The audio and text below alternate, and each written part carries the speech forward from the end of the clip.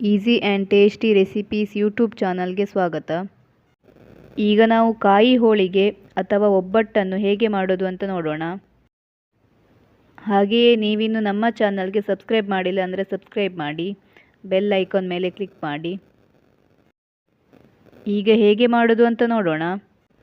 ಈಗ ಒಂದು ಪಾತ್ರೆಗೆ 2 ಕಪ್ ಆಗುವಷ್ಟು ಮೈದಾ ಹಿಟ್ಟನ್ನು ಹಾಕಿಕೊಳ್ಳೋಣ. ನೀವು ಚಿರೋಟಿ ರವೆ ಸಹ ಯೂಸ್ ಮಾಡ್ಬೋದು. ಸ್ವಲ್ಪ ಗುಂಡಿಯಾಗಿರುವ ಪಾತ್ರೆಯನ್ನು ತೆಗೆದುಕೊಳ್ಬೇಕು. ಈಗ ಇದಕ್ಕೆ 1/4 ಟೀ ಸ್ಪೂನ್ ಉಪ್ಪನ್ನು ಸೇರಿಸಿಕೊಳ್ಬೇಕು. ನಂತರ ಸ್ವಲ್ಪ ನೀರನ್ನು ಹಾಕಿ ಚೆನ್ನಾಗಿ ಮಿಕ್ಸ್ ಮಾಡಿಕೊಳ್ಬೇಕು. ನೀರನ್ನು ಒಂದೇ ಸಲಕ್ಕೆ ಜಾಸ್ತಿ ಹಾಕಿಕೊಳ್ಬಾರ್ದು, ನೋಡಿಕೊಂಡು ಸ್ವಲ್ಪ ಸ್ವಲ್ಪ ಹಾಕಿಕೊಳ್ಬೇಕು. ಈಗ ಇದನ್ನು ಚೆನ್ನಾಗಿ ನಾದ್ಕೋಬೇಕು. ಚಪಾತಿಗೆ ಯಾವ ಥರ ನಾದ್ಕೋತೀವಿ ಅದೇ ಥರ ನಾದ್ಕೋಬೇಕು. ಈಗ ಇದಕ್ಕೆ ಸ್ವಲ್ಪ ತುಪ್ಪವನ್ನು ಹಾಕಿಕೊಳ್ಳೋಣ. ತುಪ್ಪದ ಬದಲು ಎಣ್ಣೆ ಸಹ ಹಾಕಿಕೊಳ್ಬಹುದು. ಈಗ ಇದನ್ನು ಮತ್ತೆ ಚೆನ್ನಾಗಿ ನಾದ್ಕೋಬೇಕು. ಈಗ ಇದಕ್ಕೆ ಮತ್ತೆ ಸ್ವಲ್ಪ ತುಪ್ಪವನ್ನು ಹಾಕಿಕೊಳ್ತೇನೆ. ತುಪ್ಪವನ್ನು ಹಾಕಿಕೊಳ್ಳೋದ್ರಿಂದ ಹೋಳಿಗೆ ಟೇಸ್ಟ್ ಚೆನ್ನಾಗಿರುತ್ತೆ. ಈಗ ಇದನ್ನು ಮತ್ತೆ ಚೆನ್ನಾಗಿ ನಾದ್ಕೊಳ್ಬೇಕು.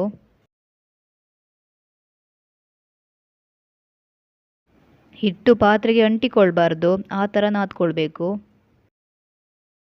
ಚೆನ್ನಾಗಿ ನಾದ್ಕೊಳ್ಳೋದ್ರಿಂದ ಹೋಳಿಗೆ ಕೂಡ ಚೆನ್ನಾಗಿ ಬರುತ್ತೆ. ಈಗ ಇದನ್ನು 1 ಗಂಟೆಗಳ ತನಕ ಹಾಗೆ ಇಡಬೇಕು.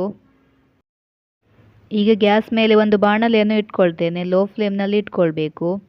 ಈಗ ಇದಕ್ಕೆ 2 ಟೇಬಲ್ ಸ್ಪೂನ್ ಆಗುವಷ್ಟು ಗಸಗಸೆಯನ್ನು ಹಾಕಿಕೊಳ್ತೇನೆ. ಗಸಗಸೆ ಹಾಕಲೇಬೇಕಂತ ಇಲ್ಲ, ಬೇಡ ಅಂದರೆ ಸ್ಕಿಪ್ ಮಾಡ್ಬೋದು. ಇದನ್ನು ಸ್ವಲ್ಪ ಕಲರ್ ಚೇಂಜ್ ಆಗುವ ತನಕ ಫ್ರೈ ಮಾಡಿಕೊಂಡ್ರೆ ಸಾಕು. ಇದೀಗ ಹುರ್ಕೊಂಡಾಯಿತು. ಇದನ್ನು ಬೇರೆ ಪ್ಲೇಟ್ಗೆ ತೆಗೆದಿಟ್ಟುಕೊಳ್ಳೋಣ. ಈಗ ಹೂರಣವನ್ನು ರೆಡಿ ಮಾಡ್ಕೊಳ್ಳೋಣ. ಈಗ ಅದೇ ಪಾತ್ರೆಗೆ 1/2 ಕಪ್ ಆಗುವಷ್ಟು ಬೆಲ್ಲವನ್ನು ಹಾಕಿಕೊಳ್ತೇನೆ. ಈಗ ಇದಕ್ಕೆ ಸ್ವಲ್ಪ ನೀರನ್ನು ಹಾಕಿಕೊಳ್ಬೇಕು. ಜಾಸ್ತಿ ಹಾಕಿಕೊಳ್ಬಾರ್ದು, ಬೆಲ್ಲ ಕರಗೋದಕ್ಕೆ ಸ್ವಲ್ಪ ಹಾಕ್ಕೊಂಡ್ರೆ ಸಾಕು. ಈಗ ಇದನ್ನು ಮಿಕ್ಸ್ ಮಾಡಿಕೊಳ್ಬೇಕು. ಗ್ಯಾಸನ್ನು ಮೀಡಿಯಂ ಫ್ಲೇಮ್ನಲ್ಲಿ ಇಟ್ಕೊಳ್ಬೇಕು. ಬೆಲ್ಲ ಫುಲ್ ಕರಗಿ ಪಾಕ ಆಗಬೇಕು. ಈಗ ಚೆನ್ನಾಗಿ ಕುದಿ ಬರ್ತಾ ಇದೆ. ಈಗ ಪಾಕ ರೆಡಿ ಆಯಿತಾ ಅಂತ ನೋಡೋಣ.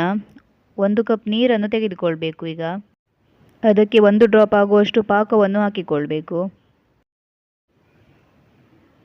ಪಾಕ ಈ ಥರ ಎಳೆಯಾಗಿ ಬರಬೇಕು.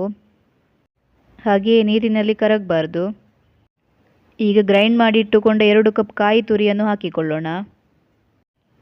ಕಾಯಿಯನ್ನು ಮಿಕ್ಸಿ ಜಾರಿಗೆ ಹಾಕಿ 2 ರಿಂದ 3 ಸುತ್ತು ತಿರುಗಿಸಿದರೆ ಸಾಕು. ಇದನ್ನು ಚೆನ್ನಾಗಿ ಮಿಕ್ಸ್ ಮಾಡಿಕೊಳ್ಬೇಕು. ಪಾಕದ ಜೊತೆಗೆ ಚೆನ್ನಾಗಿ ಮಿಕ್ಸ್ ಆಗಬೇಕು.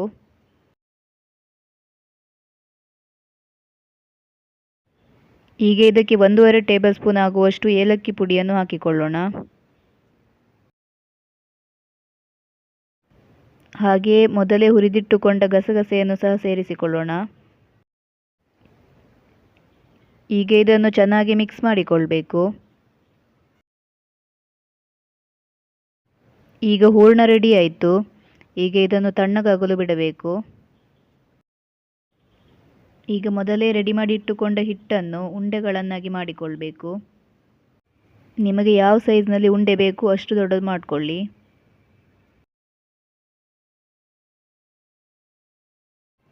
ಇದೇ ಥರ ಎಲ್ಲವನ್ನು ಉಂಡೆ ಮಾಡಿಕೊಂಡ್ರೆ ಆಯಿತು.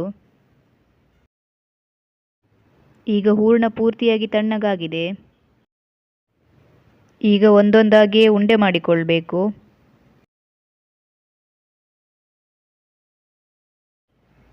ಇದೇ ಥರ ಎಲ್ಲವನ್ನು ಉಂಡೆ ಮಾಡಿದರೆ ಆಯಿತು. ಈಗ 1 ಪೀಸ್ ಜರಿ ಅಥವಾ ಬಾಳೆ ಎಲೆಗೆ ಎಣ್ಣೆಯನ್ನು ಸವರಿಕೊಳ್ಬೇಕು. ಈಗ ಮಾಡಿಟ್ಟುಕೊಂಡ ಉಂಡೆಯನ್ನು ಈ ಥರ ಚಪ್ಪಟೆ ಮಾಡಬೇಕು. ಈಗ ಮಾಡಿಟ್ಟುಕೊಂಡ ಹೂರಣದ ಉಂಡೆಯನ್ನು ಅದರ ಮಧ್ಯೆ ಇಟ್ಟು ಈ ಥರ ಕವರ್ ಮಾಡಿಕೊಳ್ಬೇಕು.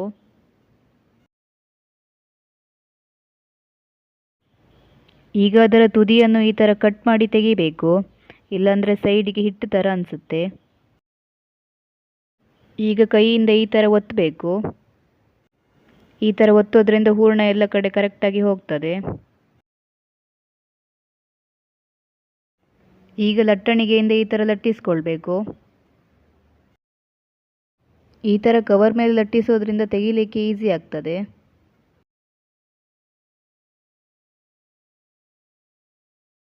ಈಗ ಗ್ಯಾಸ್ ಮೇಲೆ ಒಂದು ತವವನ್ನು ಇಟ್ಕೊಳ್ತೇನೆ.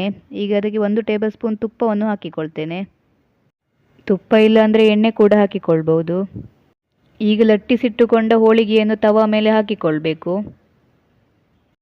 ಗ್ಯಾಸನ್ನು ಮೀಡಿಯಂ ಫ್ಲೇಮ್ನಲ್ಲಿ ಇಟ್ಕೊಳ್ಬೇಕು.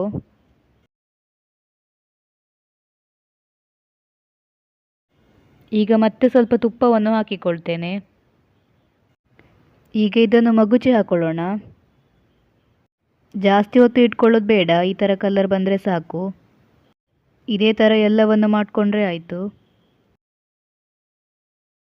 ಈಗ ಕಾಯಿ ಹೋಳಿಗೆ ರೆಡಿ ಆಯಿತು. ತುಂಬಾ ಚೆನ್ನಾಗಿರುತ್ತೆ. ನೀವು ಕೂಡ ಒಮ್ಮೆ ಟ್ರೈ ಮಾಡಿ. ಹಾಗೆಯೇ ನಿಮಗೂ ಈ ರೆಸಿಪಿ ಇಷ್ಟ ಆದಲ್ಲಿ ಲೈಕ್ ಮಾಡಿ, ಶೇರ್ ಮಾಡಿ, ತಪ್ಪದೇ ಸಬ್ಸ್ಕ್ರೈಬ್ ಮಾಡಿ. Thank you for watching.